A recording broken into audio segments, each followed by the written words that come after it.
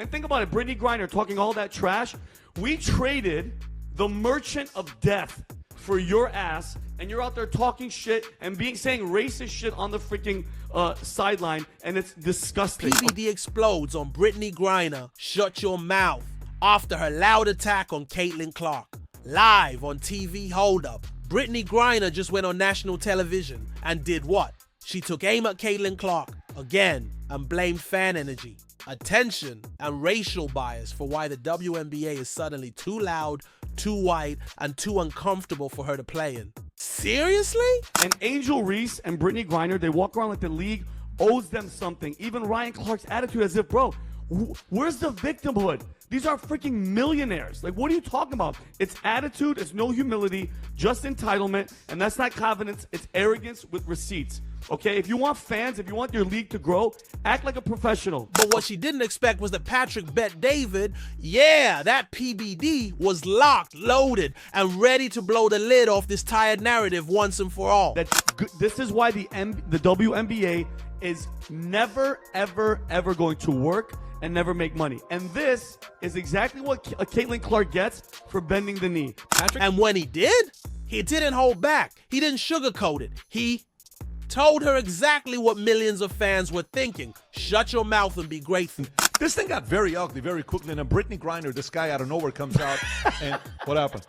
This guy out of nowhere? What, doesn't he shoot without a shirt on? Like, isn't it? I thought it's a trans. I saw him shooting at his pool. And I'm under the impression it's a transgender. It's not. Like Let's rewind for a second. The WNBA has finally hit mainstream relevance after 25 years in the dark. And who's at the center of this explosive surge? Caitlin Clark, a white 22-year-old phenom pulling Steph Curry range jumpers, smashing attendance records, and doubling viewership single-handedly, and just when the league should be celebrating.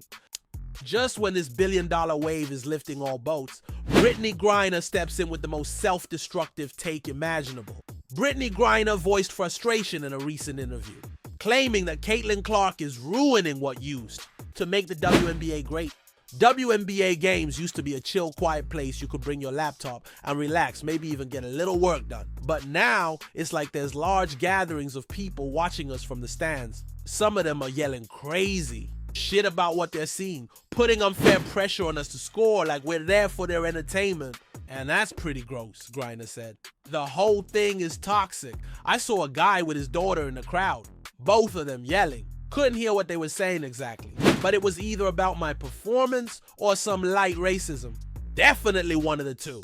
Brittney Griner's so-called concerns about the WNBA's changing atmosphere weren't just out of touch, they were a complete cell phone. While the league finally catches fire thanks to Caitlin Clark, Griner whines that things used to be chill, quiet, like some glorified yoga studio where nobody watched. That wasn't peace, Brittney. That was irrelevance. Empty. Seats. No fans. No buzz. And now that people actually care, now that the league might make real money, she's crying about noise and crowd energy?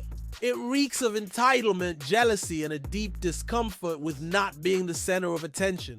Anymore. And PBD, he wasn't having a second of it. According to Patrick, this isn't just a bad take from Griner, it's a league-wide identity crisis. Instead of rallying behind the player, Caitlin Clark, who's finally putting butts in seats, the WNBA is enabling attacks on her, simply because she's white and successful. PBD didn't just call it out.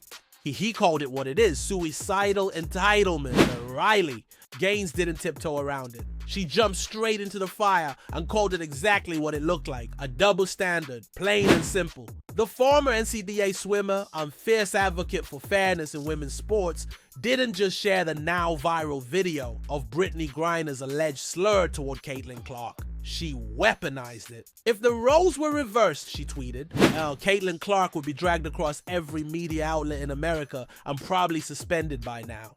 And she's not wrong. Riley wasn't just pointing out bad behavior, she was highlighting the media's selective outrage, the kind that goes quiet when the narrative doesn't fit. She questioned why Clark, the rookie phenom saving the league, is being left unprotected, while Griner, once rescued from a Russian prison, gets a free pass to throw racial bombs courtside. This wasn't a call for censorship, it was a demand. for equal standards. And like PBD, Riley Gaines made it brutally clear, if Caitlin Clark had said the exact same thing about Griner, her career would be on life support. But because Griner said it, we're supposed to interpret the context, not a chance. Gaines isn't playing that game, and neither is the public. PBD laid it out plain. You don't get rescued from a Russian prison, flown back to America on a deal that involved releasing an international arms dealer, and then turn around and complain about crowd noise. Not when that crowd is finally showing up. Not when that noise is paying your salary. The league already started underwater, and instead of fixing it, they're just poking more holes in the boat. And think about it, Brittney Griner talking all that trash. We traded the merchant of death for your ass, and you're out there talking shit and saying racist shit on the freaking sideline, and it's disgusting. Okay, that's why nobody watches it, and it'll No, they're lose money. watching it. No. The point is, Vinny, if Caitlin Clark goes and is playing, they're watching it. Guess what was just announced yesterday? What? Caitlin Clark's She's injured. She'll be out for 2 weeks. Because here's what Griner forgot. She wasn't long ago locked up in a Russian prison for months. She was caught with illegal substances on foreign soil. That alone could have ended her life, she knew it. But instead of facing consequences, what happened? America traded a terrorist, a literal arms dealer, nicknamed the Merchant of Death, to bring her home. They let go of a man who conspired to kill U.S. citizens, just so Brittney Griner could be free. And what's her first big public move back in the spotlight? Complaining, not thanking the country, not growing the game, not mentoring the next generation. No, just complaining. And this time, it's aimed directly at the one person who's actually saving the WNBA from extinction. Caitlin Clark. Let's not kid ourselves. This isn't about fan noise. This isn't about the vibe changing.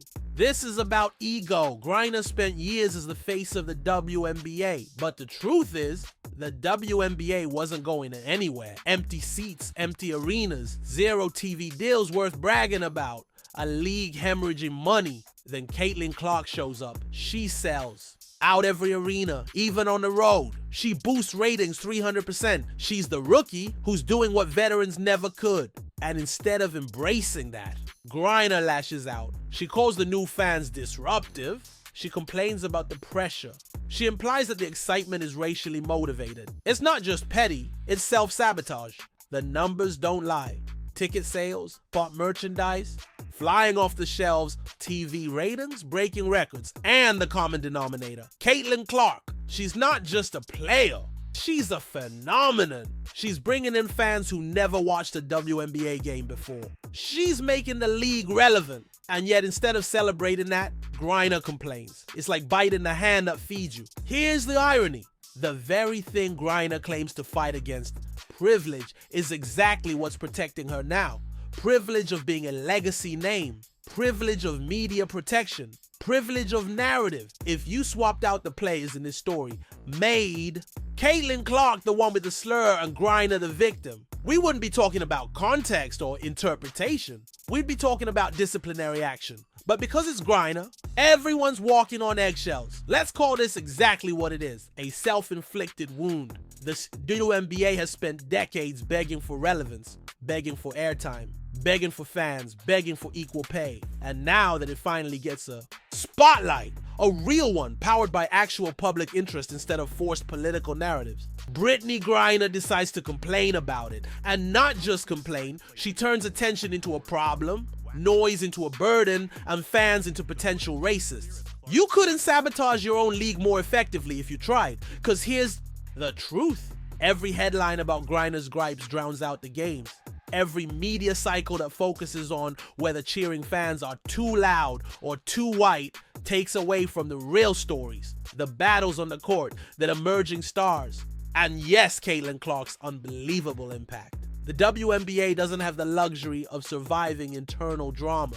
It's not the NFL, where even scandal drives engagement. The WNBA is still fragile, still climbing, still proving itself to sponsors and networks who can walk away at any second. You think ESPN and ABC want to keep investing airtime in a product that slams its own fans? Griner's attitude sends the message that the league would rather lecture its audience than celebrate them. And that is the fastest way to kill momentum. Let's not forget, for years, WNBA games were played in near-empty arenas. The peaceful atmosphere Griner misses, that wasn't peace. That was irrelevance. That was indifference. That was the sound of a league that nobody was watching. Now the seats are filled. Kids are screaming. Entire families are buying tickets, sometimes for hundreds of dollars. And what do they get in return? They get labeled as part of the problem. Imagine being a father who brings his daughter to her first WNBA game. Both of them thrilled to see the stars they've watched on TV, only to later hear that your cheering might have been light racism. That's not just offensive, it's alienating. It tells casual fans they're not welcome unless they cheer the right way, look the right way, or support the right players. And guess what? Most fans don't want that political landmine. They'll just take their money and go somewhere else. To the NBA, to college ball, to literally any other sport that doesn't treat paying customers like a threat. Brittney Griner's words don't just reflect poorly on her.